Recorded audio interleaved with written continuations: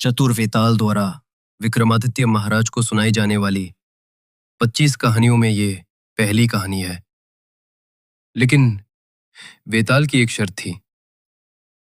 विक्रमादित्य महाराज रास्ते में एक भी शब्द नहीं बोलेंगे। अगर उन्होंने कुछ भी कहा तो वेताल तुरंत उड़कर फिर से शमशान के उस पेड़ पर चला जाएगा। राजा ने ये शर्त मान ली। लेकिन आगे क्या हुआ? कैसे वेताल बार बार अपनी चतुराई से राजा को बोलने पर मजबूर कर देता है और फिर से उस पेड़ पर लौट जाता है। ये सब जानने के लिए वीडियो अंत तक देखिए। वेताल ने कहानी कहना शुरू किया। बहुत समय पहले उत्तर भारत के वाराणसी राज्य में वज्रमुकुट नाम का एक राजा था।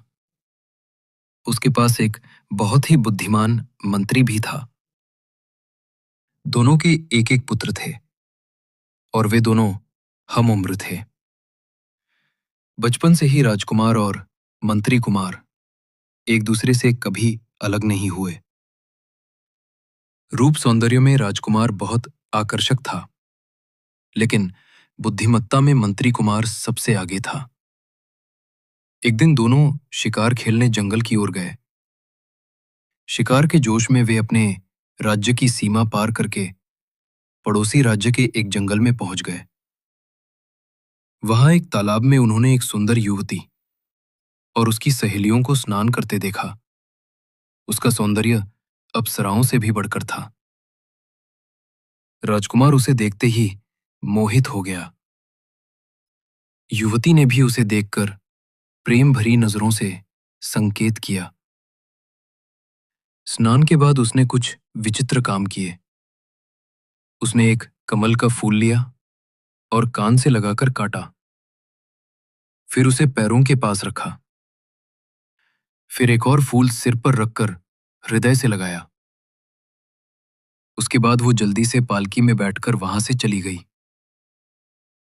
राजकुमार उलझन में पड़ गया। उसने मंत्री कुमार से पूछा, ये सब क्या मतलब है? मैं उसके बिना नहीं जी सकता। तुम ही मेरा सहारा हो। वो कौन है? मंत्री कुमार मुस्कुराते हुए बोला, मित्र, निराश मत हो। उसने तुम्हें पहले ही अपना प्रेम जता दिया है। उसके हर इशारे का मतलब है। कमल को संस्कृत में पद्म कहते हैं। इसी कारण उसका नाम है पद्मावती। जब उसने उसे कान से लगाया तो ये संकेत था कि उसका नगर है कर्णपुर। फूल को काटना संस्कृत में दंत का अर्थ होता है दांत, इसलिए ये उसके पिता का नाम है दंतवदन। और अंत में जब उसने उस पुष्प को सिर और हृदय से लगाया तो इसका अर्थ था कि उसका तुम्हारे प्रति प्रेम अडिग और अचल है। ये सुनकर राजकुमार प्रसन्न हो गया और अपने मित्र को गले लगाया। मंत्री कुमार बोला, हमें कर्णपुर जाना होगा, लेकिन पहले महल लौटकर राजा से अनुमति लेनी होगी। अनुमति लेकर वे अगले दिन ही कर्णपुर के लिए निकल पड़े। वहां उन्हें एक वृद्धा मिली जो सूत कात रही थी। मंत्री कुमार ने कहा कि वे यात्री हैं और ठहरने की जगह चाहते हैं। वृद्धा उनके आचरण से प्रसन्न होकर उन्हें अपने घर ले गई। उसने बताया कि उसका काम महल की रानी को फूल पहुंचाना है। खोजबीन से उन्हें पता चला कि तालाब में मिली युवती वही राज्य की राजकुमारी है। राजकुमार की प्रेम वेदना को समझते हुए मंत्री कुमार ने वृद्धा को धन देकर एक प्रेम पत्र राजकुमारी तक पहुंचाने को कहा। वृद्धा ने गुप्त रूप से पत्र पहुंचाया। पत्र पढ़ते ही राजकुमारी क्रोधित हुई और अपने 10 हाथों को चंदन में डुबोकर वृद्धा की छाती पर जोर से मारे और उसे बाहर निकाल दिया। दुखी वृद्धा जब लौटी तो राजकुमार निराश हो गया, लेकिन मंत्री कुमार हंसने लगा। राजकुमार ने पूछा, तुम हंस क्यों रहे हो? मंत्री कुमार बोला, निराश मत हो। वे 10 उंगलियों के निशान का अर्थ है कि 10 दिन बाद तुम्हें गुप्त रूप से महल में आना होगा। 10 दिन बाद उन्होंने फिर वृद्धा को भेजा और अपना परिचय भी बताया। वृद्धा खुशी खुशी राजकुमारी के पास गई, लेकिन इस बार राजकुमारी ने क्रोध में आकर 3 उंगलियों को कुमकुम में डुबोकर वृद्धा की छाती पर मारे और गुप्त द्वार से बाहर निकाल दिया। राजकुमार फिर दुखी हुआ, लेकिन मंत्री कुमार ने समझाया, राजकुमारी इस समय अशुद्ध है, इसलिए उसने ऐसा किया। 3 दिन बाद आधी रात से पहले उसी गुप्त द्वार से जाना, वो तुम्हें स्वीकार करेगी। 3 दिन बाद राजकुमार गुप्त द्वार से पहुंचा। राजकुमारी वहीं प्रतीक्षा कर रही थी। उसने उसे अपने कक्ष में ले जाकर 1 महीने तक साथ रखा। एक दिन रात को राजकुमार अपने मित्र को याद कर दुखी हुआ।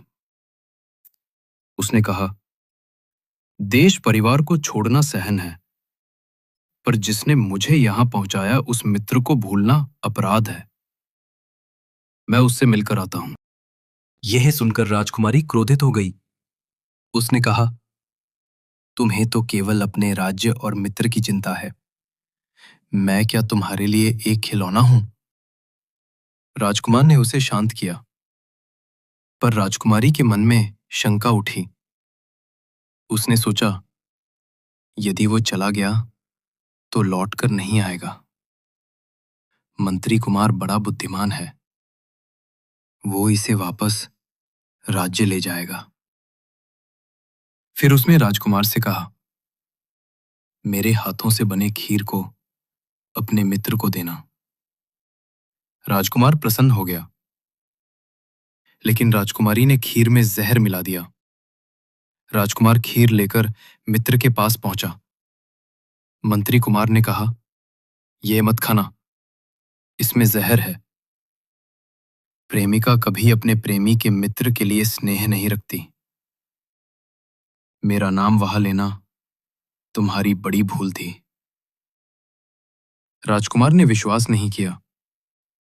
मंत्री कुमार ने थोड़ा सा खीर पास बैठे कुत्ते को खिलाया। कुत्ता तड़प कर मर गया।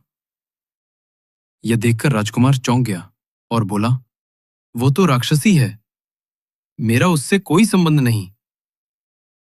लेकिन मंत्री कुमार ने कहा, नहीं, उसने ये सब इसलिए किया क्योंकि उसे लगा मैं तुम्हारे संबंध में बाधा हूं। हम इसे अपने पक्ष में करेंगे। तुम वापस जाकर ऐसा दिखाओ कि कुछ हुआ ही नहीं। वो जब सोएगी तब उसके गले से माला निकालकर उसके जांघ पर 3 नाखून के निशान बना देना और लौट आना। बाकी मैं संभाल लूंगा। राजकुमार ने जैसा कि मंत्री कुमार ने कहा था वैसा ही किया। रात को वो गुप्त रूप से महल में पहुंचा और राजकुमारी के साथ समय बिताया। जब वो सो गई तो उसने उसके गले से रत्नमाला उतार ली और उसकी बाएं जांघ पर 3 नख शत बना दिए। फिर वहां से लौट आया। अगले दिन वे दोनों योगी और शिष्य का वेश धारण करके एक शमशान पहुंचे। मंत्री कुमार ने शिष्य से कहा, इस माला को महल के पास वाले सुनार को दिखाना। जब वो मूल्य पूछे तो इतना अधिक मूल्य बताना कि कोई उसे खरीद ना सके। यदि कोई तुम्हें पकड़ ले तो मुझे दिखाने के लिए अपने साथ ले आना। शिष्य के वेश में राजकुमार माला लेकर सुनार के पास पहुंचा। सुनार ने तुरंत पहचान लिया कि ये राजकुमारी की माला है। उसने सैनिकों को सूचित किया और सैनिक उसे राजा के पास ले आए। राजा को संदेह हुआ। तब सैनिक योगी को भी शमशान से पकड़ कर ले आए। राजा ने योगी से माला के बारे में पूछा। योगी ने कहा, महादेव महादेव, हम तो शमशान में रहने वाले हैं। रात को मैंने एक स्त्री को शव खाते हुए देखा।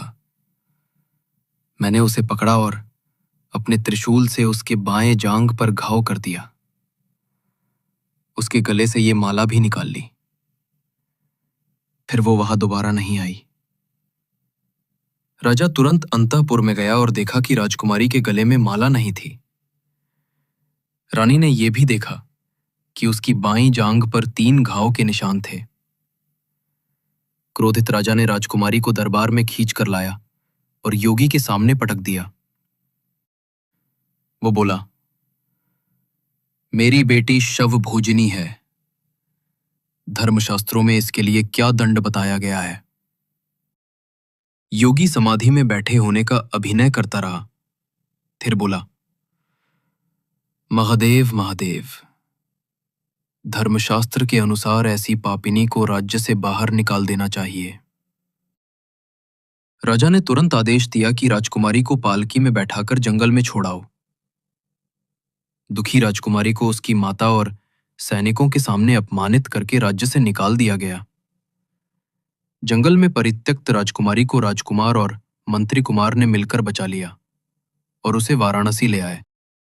इतना कहकर बेताल ने विक्रमादित्य से पूछा, राजन, इन चारों में सबसे बड़ा पापी कौन है? राजकुमार, मंत्री कुमार, राजकुमारी या फिर उसका पिता राजा? फिर बेताल ने चेतावनी दी, यदि उत्तर जानते हुए भी तुमने कुछ नहीं कहा तो तुम्हारा सिर 1000 टुकड़ों में फट जाएगा। यात्रा की शुरुआत में ही हमारे बीच एक शर्त तय हुई थी। यात्रा के दौरान यदि तुमने एक भी शब्द कहा तो मैं तुरंत लौटकर शमशान के उस पेड़ पर लटक जाऊंगा। लेकिन अब यदि तुम चुप रहे तो तुम्हारा प्राण संकट में पड़ जाएगा। इस परिस्थिति में बेताल जैसे चतुर प्रेत के सामने मौन रहना असंभव था। अब एक क्षण रुकिए और आप स्वयं सोचिए, इस कहानी में सबसे बड़ा पापी कौन है? क्या वो राजकुमारी है जिसने किसी को बताए बिना राजकुमार को 1 महीने तक महल में छिपाकर रखा? या वो राजकुमार जिसने प्रेम के नाम पर अपने परिवार, राज्य और मित्र को छोड़कर गुप्त रूप से राजकुमारी के साथ निवास किया? या फिर मंत्री कुमार जिसने अपनी बुद्धि और चतुराई से राजकुमार को ये अवसर दिलाया? या वो राजा जिसने अपनी बेटी को शव भोजनी जानकर बिना सत्य को समझे उसे राज्य से निकाल दिया? जरा सोचिए, वीडियो को रोककर विचार कीजिए और कमेंट में लिखिए, क्या आपका उत्तर वही है जो महाराज विक्रमादित्य ने दिया? अब सुनिए विक्रमादित्य का उत्तर।